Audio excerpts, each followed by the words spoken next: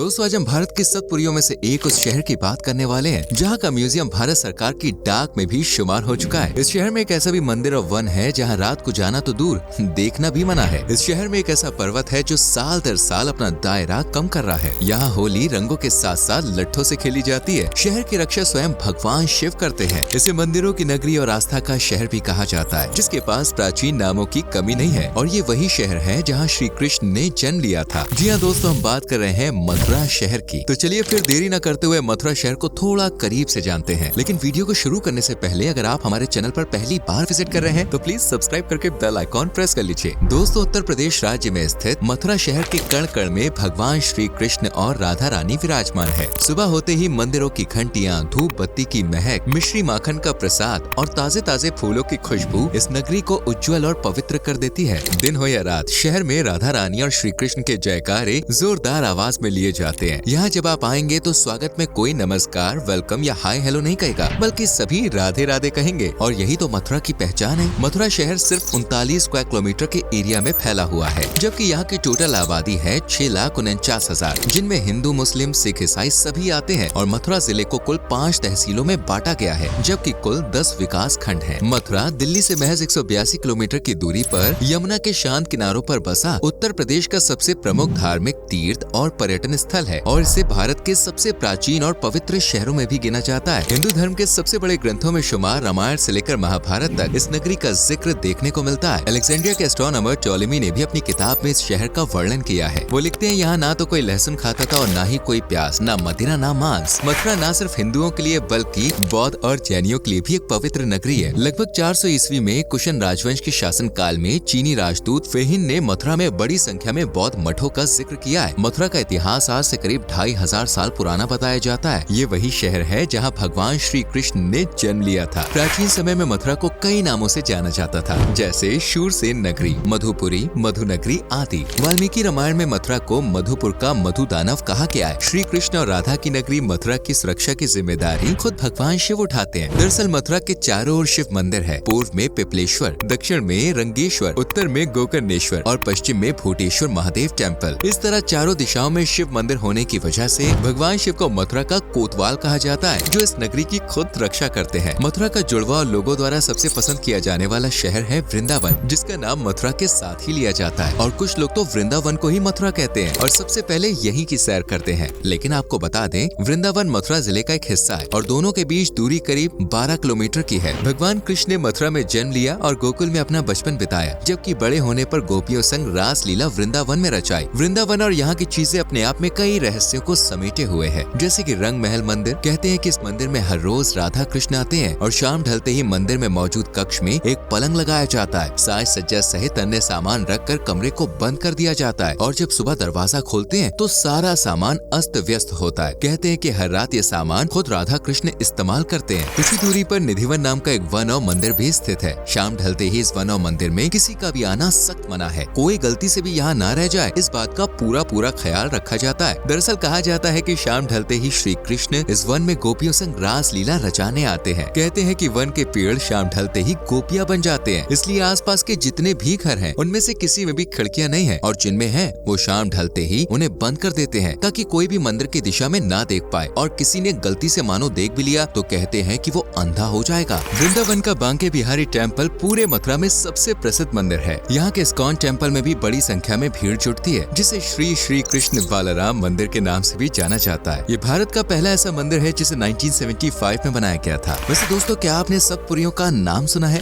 ये भारत की प्राचीन नगरी है जिन्हें सप्तपुरी कहा जाता है। इन शहरों में अयोध्या, हरिद्वार, काशी, कांची, अवंतिका, द्वारका और मथुरा नगरी भी शामिल है। प्राचीन समय में मथुरा सुरसेना देश की राजधानी हुआ करता था। रोहिणी नक्षत्र अष्टमी तिथि के संयोग में लगभग 3112 ईसा पूर्व यानी आज से 5135 साल पहले मथुरा की एक जेल में श्री कृष्ण का जन्म हुआ था। इस जेल की जगह आज मथुरा का सबसे प्रसिद्ध मंदिर श्री कृष्ण जन्म स्थान मंदिर है। जी हाँ, यही वो जगह है जहाँ माता देवकी और वासुदेव को कैद करके रखा गया था और जहाँ श्री कृष्ण ने जन्म लिया था। वराह पुराण और नरदिया पुराण में मथुरा के पास 12 वनों का जिक्र किया गया है, जिनमें मधुवन, तालवन, कुमुदवन, काम्यवन, बहुलावन, भद्रवन, खदिर वन, महावन या गोकुल, लौहजंग वन, बिल, भांडीर वन और वृंदावन शामिल है। इनके अलावा यहाँ 24 उपवन भी मौजूद हैं, जिनमें से ज्यादातर छोटे छोटे गाँव और कस्बों में बदल गए हैं। मथुरा की बात हो और कंस मामा को याद न किया जाए तो भाई ऐसा भला कैसे हो सकता है। मथुरा में राजा कंस को समर्पित एक विशाल किला है जिसे कंस किला कहा जाता है। हालांकि आज किले की हालत पहले जैसी नहीं है, लेकिन ये फिर भी टूरिस्ट्स के लिए सेंटर ऑफ अट्रैक्शन है। मथुरा में गोवर्धन पर्वत भी काफी फेमस है, जिसे आस्था का अनूठा केंद्र माना जाता है। अगर आपने मथुरा का प्रेम मंदिर देखा या उसके बारे में सुना भी है तो यहाँ मौजूद कई कलाकृतियों में से एक गोवर्धन पर्वत को अपनी तर्जनी उंगली पर लिए खड़े श्री कृष्ण और उसके नीचे गोकुल वासियों को भी देखा होगा। गोवर्धन पर्वत मथुरा से सिर्फ 25 किलोमीटर की दूरी पर वृंदावन के पास ही मौजूद है। इस पर्वत को आम पर्वत समझने की भूल बिल्कुल भी ना करें। कहते हैं कि एक बार इंद्रदेव ने गोकुल वासियों से नाराज होकर बारिश शुरू कर दी, तब श्री कृष्ण ने इस पर्वत को अपनी उंगली पर उठाया और पूरे 6 महीने तक अपनी उंगली पर ही उठाए रखा। तभी से गोवर्धन पूजा शुरू हुई और आज ये त्योहार पूरे देश में मनाया जाता है। लेकिन असल धूम तो भाई मथुरा में देखने को मिलती है। कहते हैं कि आज से लगभग 5000 साल पहले ये पर्वत 30,000 मीटर ऊंचा था, लेकिन आज सिर्फ 30 मीटर ऊंचा है, यानी पर्वत सिकुड़ रहा है।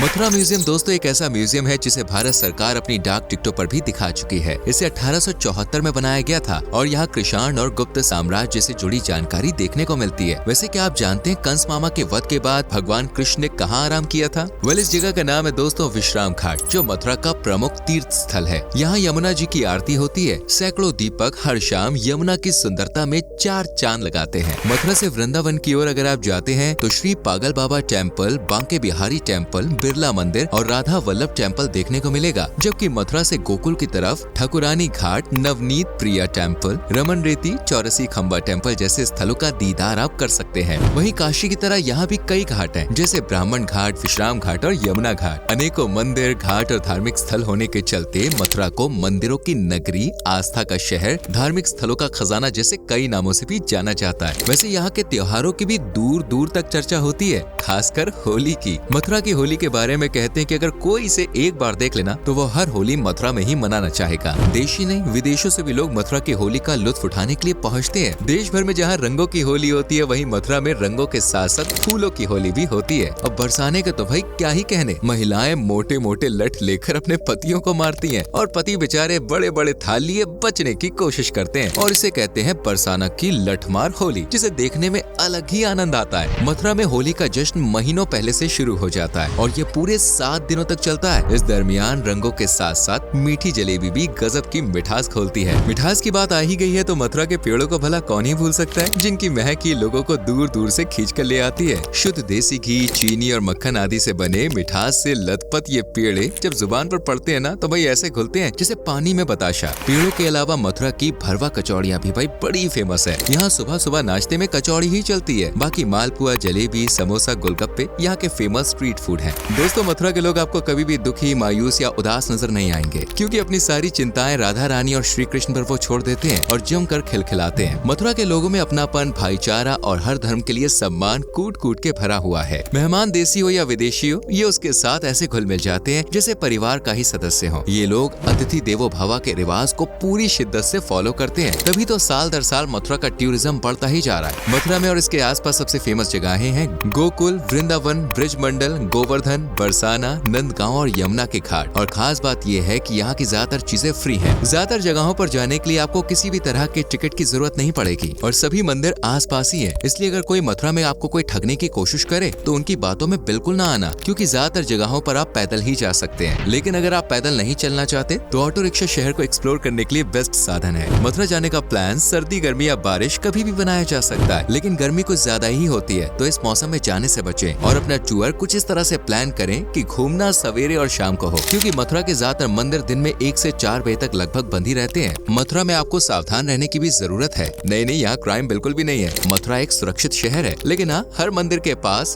बंदरों की टोलियां जरूर मिलेंगी, तो बंदरों से अपने सामान की सुरक्षा करना आपकी जिम्मेदारी होगी, इसलिए ध्यान रखें। मथुरा जाने के लिए सबसे अच्छा ऑप्शन है ट्रेन। मथुरा जंक्शन और मथुरा कैंट यहाँ के 2 रेलवे स्टेशन हैं, जहाँ के लिए दिल्ली, आगरा, कानपुर जैसे बड़े बड़े शहरों से ट्रेन टाइम टू टाइम मिलती है। दिल्ली से शहर की दूरी सिर्फ 183 किलोमीटर है। ऐसे में बस भी एक अच्छा ऑप्शन हो सकता है। बाकी यहाँ जाने के लिए आप प्राइवेट व्हीकल का भी इस्तेमाल कर सकते हैं और दूर के मुसाफिरों को नजदीकी एयरपोर्ट पड़ेगा आगरा एयरपोर्ट, जहाँ से आसानी से टैक्सी, बस या ट्रेन से मथुरा पहुँचा जा सकता है। बात अगर खर्चे की करें तो 3 से 4 दिन के लिए 7 से 10,000 रुपए बहुत है। इसमें आप पूरे मथुरा को एक्सप्लोर कर सकते हैं। तो दोस्तों ये थी मथुरा नगरी, जिसके बारे में आज हमने काफी कुछ जाना। वैसे क्या आप मथुरा जा चुके हैं? अगर हाँ तो अपने एक्सपीरियंस कमेंट करके हमारे साथ शेयर कीजिए, और अगर जाने वाले हैं तो अपनी फेवरेट डेस्टिनेशन बताइए। वीडियो पसंद आई हो तो लाइक और शेयर करके चैनल को सब्सक्राइब करें और बेल आइकॉन प्रेस करें, ताकि हमारी आपकी मुलाकात यूं ही होती रहे। मिलते हैं आपसे अगली वीडियो में। Till then bye bye, take care.